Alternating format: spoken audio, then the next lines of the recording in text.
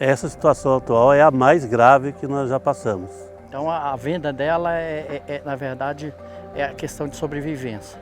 Está desmoralizada, né? 13 meses sem salário, agora cortando o plano de saúde dos trabalhadores, então ela sabe que o lugar dela é aguardar e deixar o sindicato à frente dessa situação. A empresa da Austrália compra e tem acesso a tudo isso, pode fechar, não ter mais os empregos e levar todo esse acervo tecnológico para fora?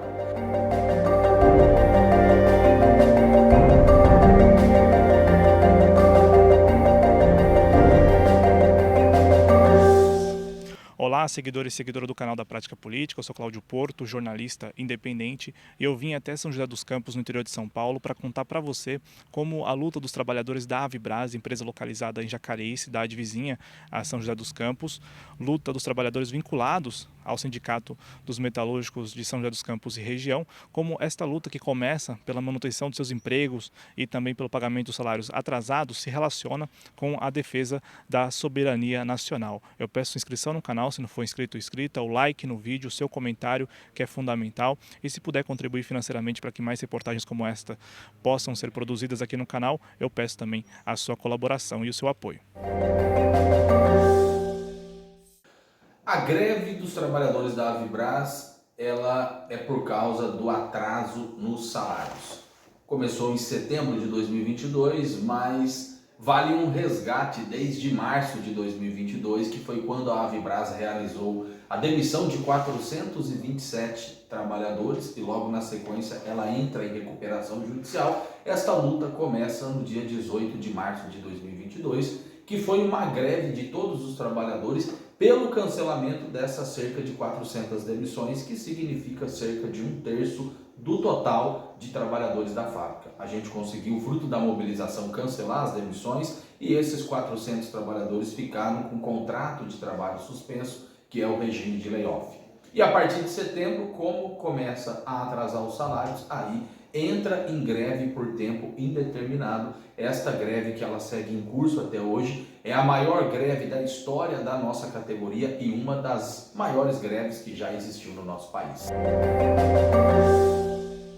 Começou quando o presidente da República ele era Bolsonaro, no ano de 2022, onde infelizmente não atendeu os trabalhadores. O Bolsonaro, que falava que era nacionalista, Bolsonaro, que falava que era patriota, sequer recebeu o sindicato no começo daquela luta, porque a gente sempre teve a cultura de cobrar a classe política. O Sindicato dos Metalúrgicos ele tem a linha da independência de classe, seja lá quem for o governo é para ser cobrado. A gente cobra em todos os processos de lutas que a gente tem aqui na região, até como parte de um debate político com os trabalhadores, porque o papel do sindicato não é apenas fazer a luta sindical, que é a luta por emprego, a luta por pagamento de salário. O papel do sindicato é a gente dar também consciência de classe para os trabalhadores, porque quando a fábrica está bombando, a gente vê que vai lá deputado, que vai lá senador, que vai lá governador, que vai presidente, assim como a Embraer, que recentemente o Lula esteve aqui, porque a empresa está bombando, está vendendo as aeronaves. Quando a Embraer demitiu 2.500 pais e mães de família no ano de 2020, somente o sindicato estava lá na linha de frente junto com os trabalhadores. Agora, a Avibras, ela é uma luta política nacional. Infelizmente, no governo Bolsonaro não tivemos reunião nenhuma. Sequer responderam às nossas solicitações de reuniões. Então não teve nenhum contato e era uma grande contradição para o que era o próprio discurso do Bolsonaro. E a gente acha que isso é uma vergonha. No governo Bolsonaro foi comprado pelo governo federal veículos blindados de uma empresa de um consórcio italiano. Poderia ter comprado da Avibras. E a gente vê o mesmo agora no governo do Lula comprando de uma empresa israelita. Porque, historicamente, o que é produzido pelas empresas do setor de defesa aqui no Brasil é vendido para o exterior.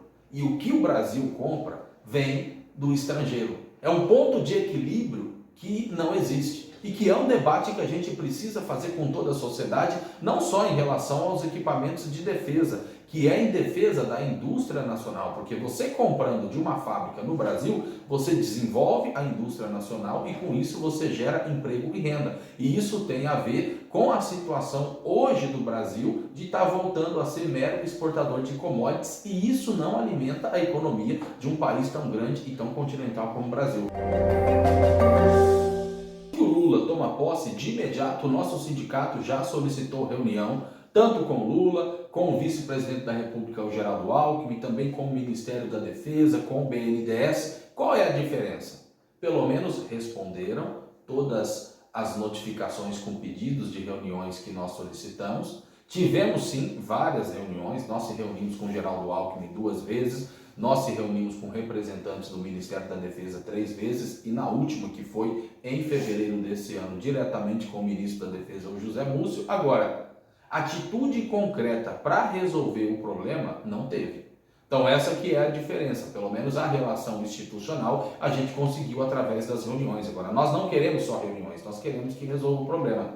E aí uma contradição que na nossa opinião é importante e que a gente explora, eu estive em um evento na Embraer em São José dos Campos neste ano, porque teve a presença do Lula. Eu participei do evento e eu conversei com o Lula e coloquei a preocupação em relação a essa situação da Avibraz, a venda para o capital estrangeiro, que garantia que a gente tem que os empregos vão ficar aqui, e principalmente a cobrança, porque os trabalhadores estão com 13 meses de salário em atraso. O Lula chegou até a dizer, poxa, 1 ano de salário em atraso? Aí não dá. E o que a gente vê é que o governo nos últimos dias, através do BNDES, através da FINEP, está questionando essa venda, pedindo maiores esclarecimentos na peça da recuperação judicial. Agora, o Lula, ele foi presidente do Sindicato dos Metalúrgicos do ABC, que é um dos principais sindicatos que ainda tem no nosso país.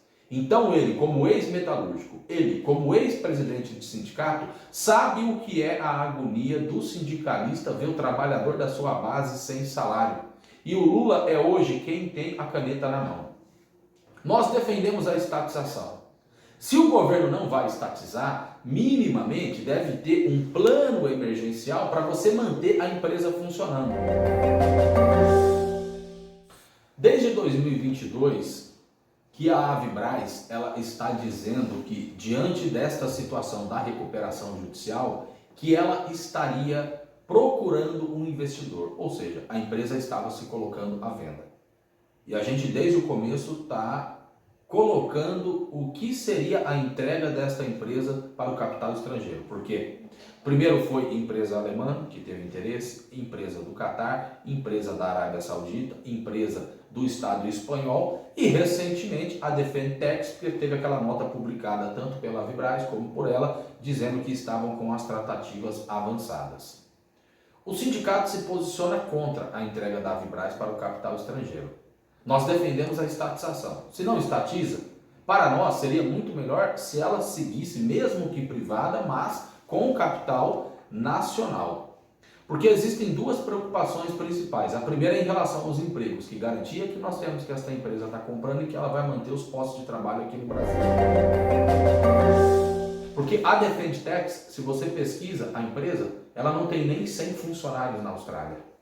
Então como que está comprando a Avibraz? Com que interesse? Mas já tem a discussão de que é o interesse da OTAN para fazer míssil, para estar mandando para a Ucrânia. É parte do conflito que existe Rússia e Ucrânia, que já dura mais de 2 anos. Então, quando você discute indústria de defesa, por isso que é o cenário político, porque entra a discussão da geopolítica também.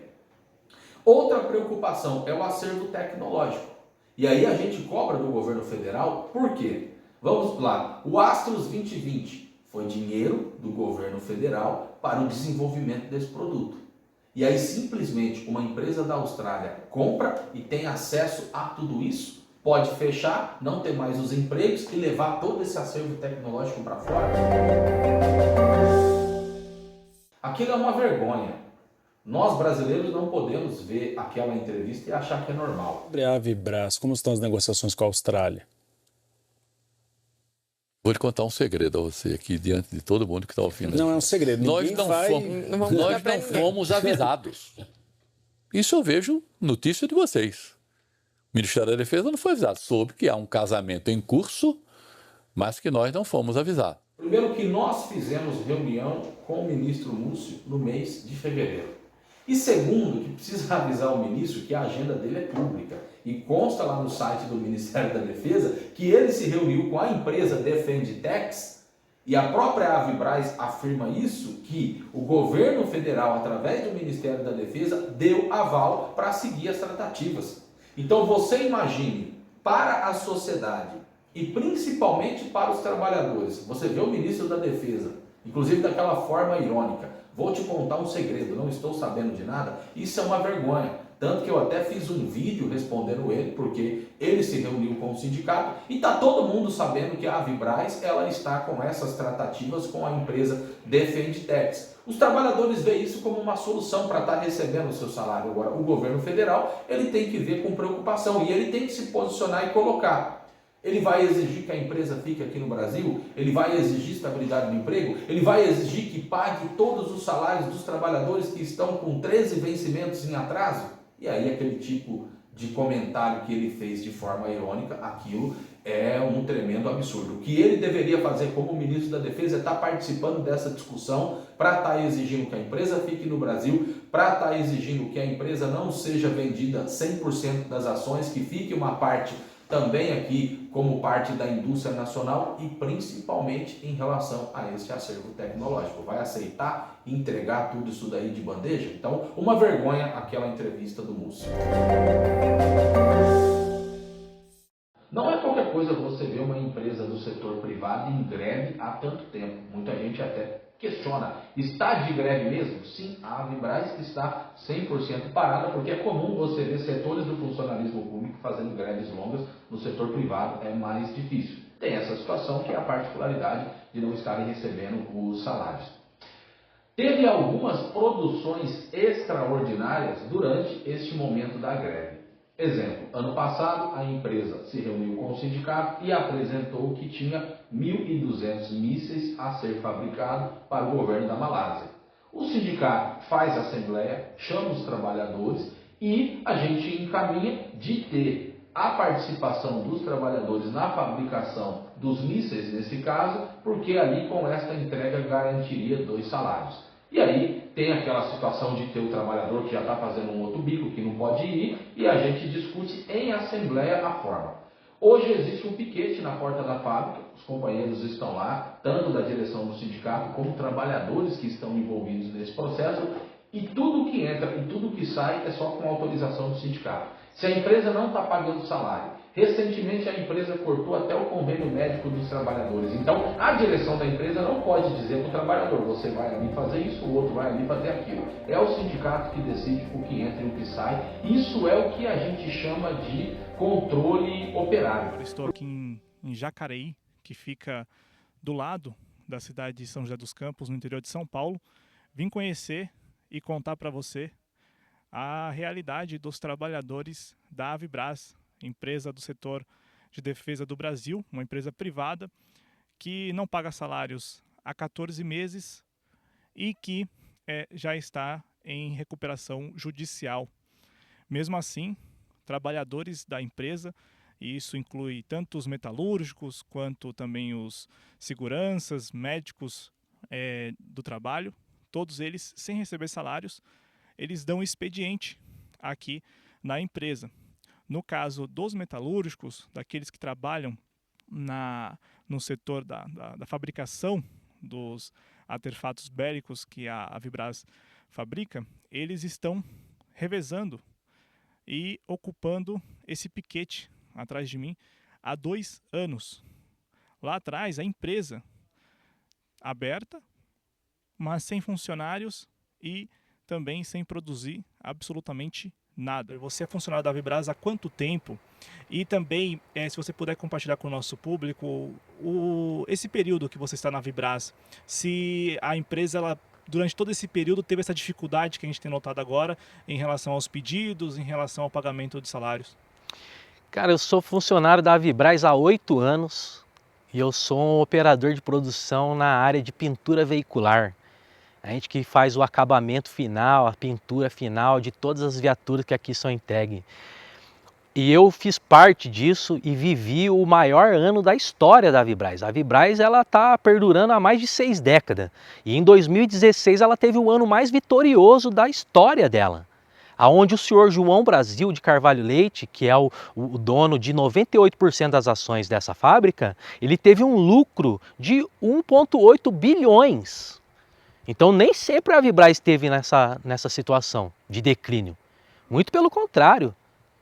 Já teve dias aqui de eu trocar 3 pares de uniforme no mesmo dia, de tanto que a gente estava trabalhando. A gente já veio trabalhar doente, a gente já suou sangue aqui nesse lugar aqui para gerar a riqueza do senhor João Brasil. Então nem sempre foi assim.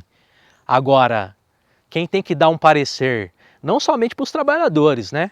Mas para todos aqueles que são os credores da Vibraz, é o senhor João Brasil. Aonde que ele colocou esse dinheiro? O que aconteceu com esse dinheiro que foi gerado nesse período? É um mistério que há de ser questionado e revelado, né? A gente está vendo que o portão da empresa fica aberto, mas é um ambiente muito silencioso, não tem movimento nenhum. Como que tem sido feito esse manejo da estrutura da fábrica? Porque, pelo que vocês me contaram, ninguém está na fábrica neste momento. A fábrica ela fica o dia todo somente com os vigias, é isso? Isso. A gente negociou com a empresa que os trabalhadores da segurança entrarão, manutenção, quando assim for necessário, e o pessoal do RH e da medicina do trabalho. Fora isso, operacional, ninguém entra, a empresa já sabe disso, e qualquer contrato que porventura aparecer, ela antes de qualquer coisa, ela tem que se reunir com o sindicato para que a gente possa colocar em assembleia e os trabalhadores decidirem se pode entrar ou não alguém para fazer cumprir esses contratos. Fora isso, nós estamos no controle da greve e a empresa entende isso porque está desmoralizada, né? 13 meses sem salário, agora cortando o plano de saúde dos trabalhadores, então ela sabe que o lugar dela é aguardar e deixar o sindicato à frente dessa situação.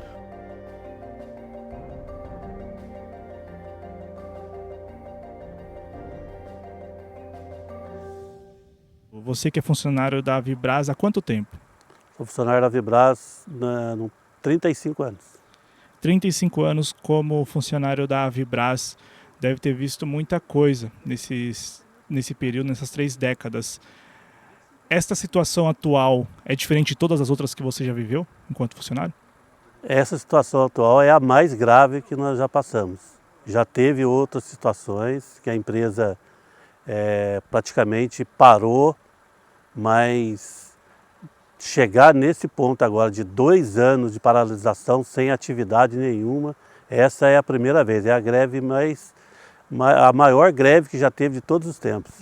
Quais ações assim você acha que foram determinantes para a empresa chegar a esse ponto? A Vibraz chegou nesse ponto a partir do momento em que o senhor João Brasil assumiu a presidência da empresa.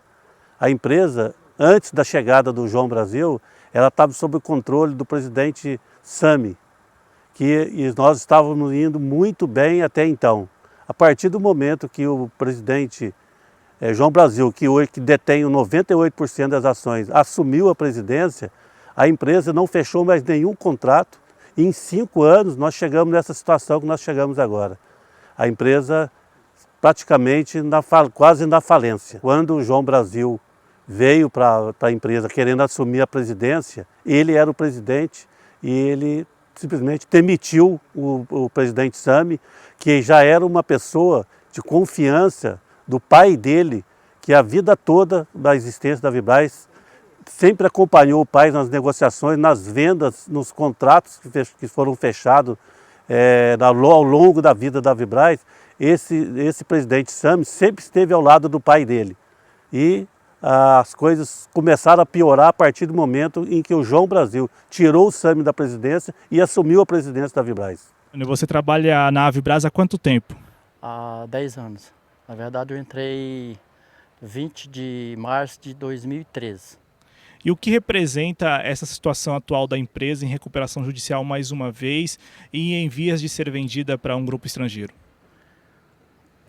Eu acho que a situação que está os trabalhadores, não importa quem que ela seja vendida. Porque tem pessoa que já está na situação que já perdeu tudo, perdeu casa, perdeu carro, entendeu? Então a venda dela na verdade, é a questão de sobrevivência para nós trabalhadores. Porque nós já estamos numa situação que nós não aguenta mais. Você imagina 13 meses sem salário, já estamos há mais de 2 anos nessa situação. E eu acho que teria que ter uma solução para a empresa.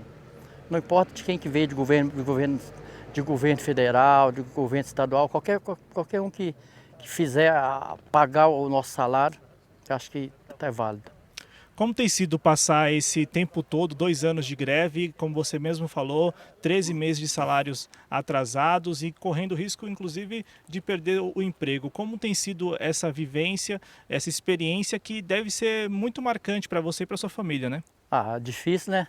Agora, recentemente, o convênio nosso foi suspenso, cortado, né? Ninguém sabe quando que vai voltar. Eu acho assim, eu acho que hoje o certo é resolver, porque a situação está crítica. E o que você espera para os próximos meses, próximos anos para a Avibrasa, Antônio? Eu espero que volte ao normal, né? Que paga nós e quem, por exemplo, quem tiver que ficar, que fique, quem tiver que sair também, que resolva.